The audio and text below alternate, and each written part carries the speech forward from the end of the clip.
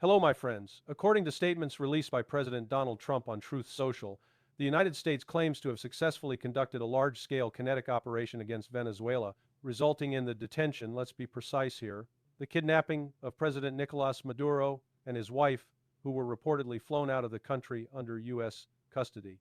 Let us dispense immediately with euphemisms. This was not a capture, it was not an arrest, it was a kidnapping of the sitting head of a sovereign state by another sovereign state. Call it by its proper name, because language matters, and language is how power disguises illegality. The so-called rules-based international order that Washington endlessly lectures the rest of the world about has just been incinerated in broad daylight. Whatever legal fiction remained is now gone. From all available indicators, this was not primarily a military operation. It was a covert intelligence operation, successful in tactical execution but devastating in its strategic consequences. The pattern is unmistakable and eerily familiar. We have seen this movie before. The operation appears to have been prepared in the same way similar actions were carried out in Syria, through the systematic bribery and compromise of key military figures, particularly those responsible for air defense. That is the critical clue. Venezuelan air defense systems did not engage, they did not fail accidentally, they stood down. I warned months ago that this was the vulnerability. When air defense goes silent, it is not incompetence, it is betrayal. The United States did not need to defeat Venezuelan defenses, it only needed to neutralize them politically, and it did. With airspace effectively uncontested, U.S. aircraft and helicopters operated freely, striking selected military facilities to keep loyalist units occupied and disoriented while special operations forces executed the real mission, seizing Maduro. This was not about battlefield dominance, it was about access. Compare this directly with Syria. The difference is that Bashar al-Assad escaped to Russia. Maduro did not have that option. Russia and China are far away. Geography matters. Timing matters. Maduro had reportedly met with Chinese officials only hours before the operation. Either they were unaware or they were powerless to intervene. Either scenario should deeply concern every non-Western power.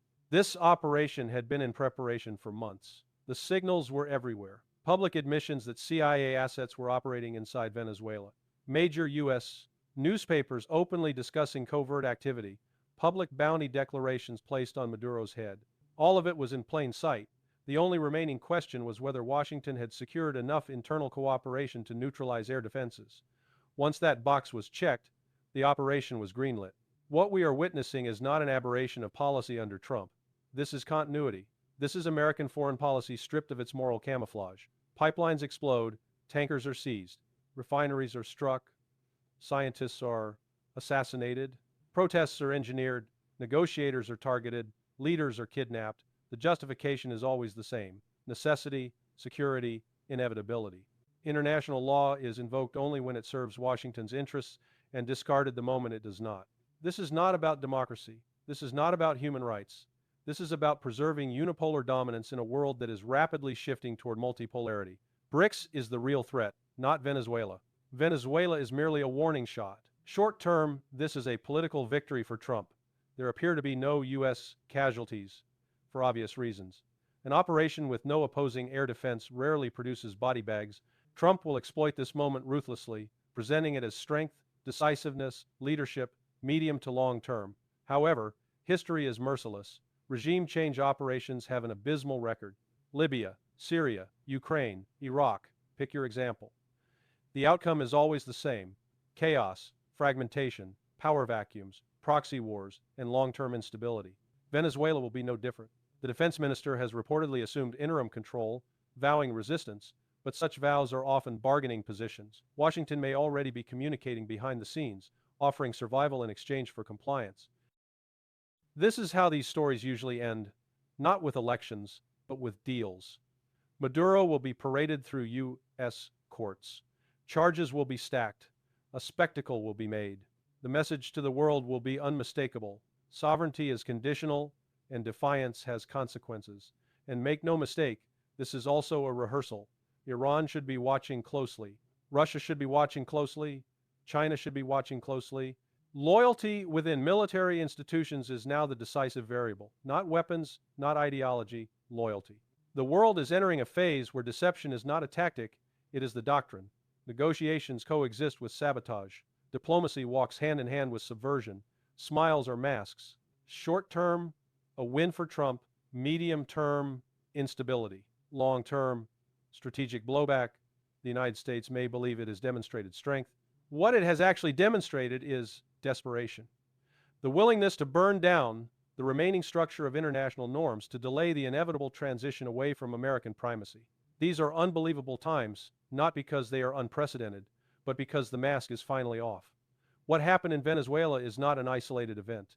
It is not even primarily about Venezuela. It is a proof of concept. It is a demonstration aimed not at Caracas, but at every capital that still believes sovereignty offers protection. The message is simple and brutal. If the United States decides you are expendable, geography, law, and precedent will not save you. This operation confirms that Washington no longer feels constrained even by the appearance of restraint. In the past, there was at least an effort to maintain plausible deniability, to hide behind proxies, sanctions, or international institutions. That era is over. Now the logic is openly transactional. If you can be bribed, you will be bribed. If you can be turned, you will be turned. If you resist, you will be isolated, dismantled, or removed. This is not ideology. This is empire management in its late stage. The most dangerous aspect of what just occurred is not the kidnapping itself, but the method. The weaponization of internal betrayal is far more destabilizing than any missile strike. Militaries around the world are watching this closely. Generals are watching. Defense ministers are watching. Intelligence chiefs are watching. They are asking themselves one question: who around me can be bought, and for how much? Once that question enters the system, cohesion erodes, trust collapses. And when trust collapses, states fail from the inside long before the first bomb falls. This is why Iran, Russia, and China should not be focusing solely on air defense systems, hypersonic weapons, or naval parity. Those things matter, but they are secondary. The real battlefield is internal loyalty. If your command structure is compromised, your weapons are irrelevant. Venezuela just proved that in real time. No amount of hardware matters when the gatekeepers step aside. There is also a profound miscalculation embedded in Washington's confidence. The belief is that fear will produce compliance. In the short term, that may be true. Smaller states will hesitate. Leaders will look over their shoulders. Some will bend. But fear does not produce stability. Fear produces arms races, secret alliances, and asymmetric retaliation. It produces a world where rules are no longer referenced because no one believes in them anymore. Once that threshold is crossed, escalation becomes easier, not harder. When kidnapping a head of state becomes normalized, then assassination becomes conceivable. When assassination becomes conceivable, retaliation becomes inevitable. And retaliation does not always come in predictable forms. It comes through cyber attacks, financial disruption, proxy violence, and deniable strikes that mirror the very tactics Washington has perfected. Another illusion that must be shattered is the idea that regime change produces control. It does not. It produces volatility. Venezuela is a complex society with deep internal fractures. Removing Maduro does not remove those fractures. It amplifies them. Power vacuums are not empty spaces. They are contested spaces. Criminal networks, paramilitary groups, foreign intelligence services, and opportunistic elites rush in. What emerges is not order, but fragmentation. We have seen this pattern repeatedly. Iraq did not become a democracy. Libya did not become stable. Syria did not become peaceful. Ukraine did not become sovereign in the way it was promised. Each intervention was sold as necessary, limited, and decisive. Each one metastasized into long-term disorder. There is no reason to believe Venezuela will be the exception. And yet, Washington continues down this path because the alternative is admission of decline. The unipolar moment is ending, whether policymakers accept it or not. Economic gravity is shifting. Demographics are shifting. Industrial capacity is shifting. Rather than adapting to a multipolar reality, the United States is attempting to enforce permanence through coercion. That strategy has never worked in the long run. So when you look at this operation, do not see strength, see anxiety, see a system that no longer trusts its own narrative of inevitability, see a power that feels time working against it and is therefore willing to take greater risks, break more norms, and escalate faster than before. That is what makes this moment dangerous, because when a declining power convinces itself that it must act now or lose forever, restraint disappears, calculation gives way to impulse. And impulse, backed by immense destructive capacity, is how catastrophes begin. This is not the end of the story. It is the opening of a new chapter, one defined by mistrust, deception, and preemption. The world has just been put on notice, not by words, but by action. And once actions replace principles, there is no easy way back.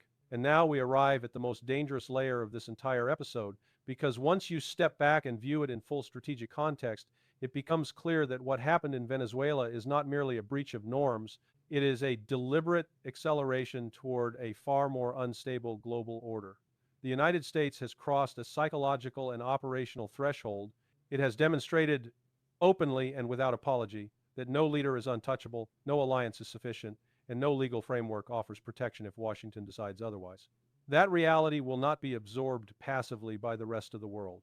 Great powers do not forget moments like this. They catalog them, they analyze them, they internalize the lesson, and the lesson here is not about Venezuela's weakness, but about America's willingness to act without constraint. Russia, China, Iran, and others are not asking whether this action was justified. They are asking whether they are next, and more importantly, how such an operation could be replicated against them. Once that calculus begins, deterrence logic changes fundamentally. From this point forward, every major state will assume that covert penetration of its military and political leadership is not a possibility but a certainty. That assumption alone forces behavior changes. Leaders become more insulated. Decision-making narrows. Trust networks shrink. Paranoia, once considered a pathology, becomes a survival mechanism. This is how miscalculation becomes more likely, not less. There is also a deeply flawed assumption in Washington that this kind of shock action will intimidate adversaries into compliance. History suggests the opposite. Shock produces adaptation. Adaptation produces countermeasures. Countermeasures produce escalation. The United States has just revealed one of its most effective tools. Internal subversion combined with rapid kinetic action. That tool will now be studied, mirrored, and eventually used by others, including against U.S. interests. The irony is brutal. In attempting to preserve dominance, Washington is accelerating the diffusion of destabilizing methods. When rules collapse, imitation follows. When kidnapping becomes normalized, so does retaliation in kind. And retaliation does not require symmetry. It requires opportunity. The United States is uniquely exposed in this regard, with global assets, personnel, bases, and economic nodes spread across every continent. A world without rules is not a world where the most powerful actor is safest. It is a world where the most exposed actor is most vulnerable. At the same time, the internal American narrative will grow increasingly disconnected from reality. Domestically, this operation will be framed as decisive leadership, proof of resolve, evidence that America still runs the table. But external perceptions matter far more than internal applause. To much of the world, this looks less like strength and more like recklessness. It confirms long-held suspicions that U.S. commitments are conditional, that diplomacy is expendable, and that cooperation is merely a prelude to coercion. This erosion of credibility has long-term consequences that cannot be reversed by rhetoric. Allies will hedge, partners will diversify, neutral states will quietly prepare for worst-case scenarios, financial systems will be restructured to reduce exposure, trade routes will be recalculated, security architectures will shift. None of this happens overnight, but it accelerates with every such action. And then there is the human dimension inside Venezuela itself. Removing a leader does not remove loyalties, grievances, or history. It rearranges them violently. The probability of internal conflict increases, not decreases. External actors will compete for influence. Criminal networks will exploit instability. Ordinary people will pay the price. This is the unspoken cost of regime change, always dismissed as collateral, always underestimated, always repeated. What makes this moment especially volatile is timing. The global system is already under strain. Economic fragmentation, energy insecurity, demographic pressure, and unresolved regional conflicts are converging. Introducing a precedent of open leader kidnapping into this environment is like throwing a match into dry brush. The fire does not start immediately everywhere, but when it does, it spreads unpredictably. This is why the long-term danger is not Venezuela, but normalization. Once something extraordinary becomes routine, escalation becomes frictionless. Each subsequent act must be more dramatic to achieve the same psychological effect. That is how systems spiral. That is how control is lost. In that sense, this operation is less a display of confidence than a confession of fear. A power that believes time is on its side does not need to take risks like this. A power that believes decline is accelerating does. The United States is acting as if the window for shaping the world on its terms is closing, and that belief, more than any single operation, is what should alarm everyone. Because when urgency replaces patience and dominance replaces legitimacy, the margin for error disappears. And in a nuclear-armed, interconnected world, errors are not localized. They cascade. The world has entered a phase where the old assumptions no longer hold. Stability is no longer guaranteed by strength.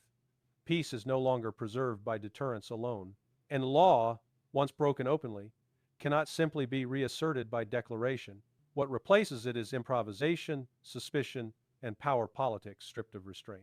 This is the escalation ladder being climbed, not rung by rung, but leap by leap. And history tells us that ladders climbed this way are rarely descended safely. What has just occurred is not a closing act. It is an opening signal. The kidnapping of a head of state by the United States is not an endpoint in policy. It is a declaration that previous restraints no longer apply. Once that line is crossed, there is no returning to the old language of norms, trust, or predictability. The system has changed, whether anyone is ready to admit it or not. From this moment forward, every state that values its independence will operate under a new assumption. Survival depends not on treaties, not on public assurances, not on international law, but on internal cohesion and constant vigilance. The illusion that legitimacy protects leadership is over. The illusion that diplomacy guarantees safety is over. What remains is raw power, exercised covertly when possible and overtly when convenient. The most tragic element in all of this is that it did not have to unfold this way. A multipolar world does not automatically mean a violent one. Transition could have been managed through accommodation, restraint, and genuine negotiation. But accommodation requires confidence, and restraint requires patience. What we are witnessing instead is a strategic culture that equates compromise with weakness and views time itself as an enemy. This mindset produces a very specific kind of behavior. It favors speed over stability, shock over sustainability, control over consent. In the short term, these choices create the appearance of dominance. In the long term, they hollow out the very foundations of power. Empires do not collapse because they are challenged. They collapse because they respond to challenge by abandoning the principles that once made them durable. Venezuela will now enter a period of uncertainty that will be measured not in weeks or months, but in years. Its people will live with the consequences of decisions made far beyond their borders. Internal divisions will harden, external pressures will intensify. Whatever political arrangement emerges will lack legitimacy in the eyes of many, because legitimacy cannot be imposed at gunpoint or extracted through coercion. For the United States, the cost will be less visible but no less real. Trust, once lost, does not return easily. Every future negotiation will be viewed through the lens of deception. Every diplomatic gesture will be suspected of masking ulterior motives. This does not isolate adversaries, it isolates the actor who proves itself unreliable. Power without credibility is not leadership. It is intimidation, and intimidation has a shelf life. History offers no shortage of warnings. The moments when great powers believe themselves uniquely entitled to act without consequence are precisely the moments that precede strategic overreach. When exceptions become habits, and habits become doctrine, decline accelerates. Not because enemies grow stronger overnight, but because the system built to manage power corrodes from within. What makes this period especially dangerous is that escalation is no longer driven by misunderstanding, but by intention. This was not an accident. It was not a miscommunication. It was a choice. And choices establish precedents. Others will draw conclusions from this, and those conclusions will shape behavior in ways Washington cannot fully control. The coming years will be defined less by grand declarations and more by quiet preparations. States will harden their internal structures. They will reduce exposure. They will build redundancies.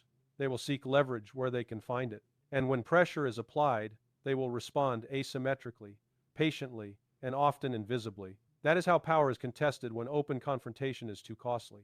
So when future crises emerge, and they will, remember this moment. Remember that the rules did not slowly erode, they were deliberately discarded. Remember that instability did not arrive unannounced, it was invited. And remember that the consequences of such decisions are rarely borne by those who make them, but by those who inherit the world they reshape. We are entering an era where force replaces persuasion, where secrecy replaces trust, and where fear replaces legitimacy. That is not progress, it is regression, no matter how it is branded. The world will adapt, because it always does. The question is not whether adaptation will occur, but at what cost and to whom. This is not the end of the story. It is the end of the illusion that there was ever a shared set of rules binding the powerful. The mask is no longer slipping, it is gone. And what comes next will be shaped not by what leaders say, but by what they have now shown themselves willing to do.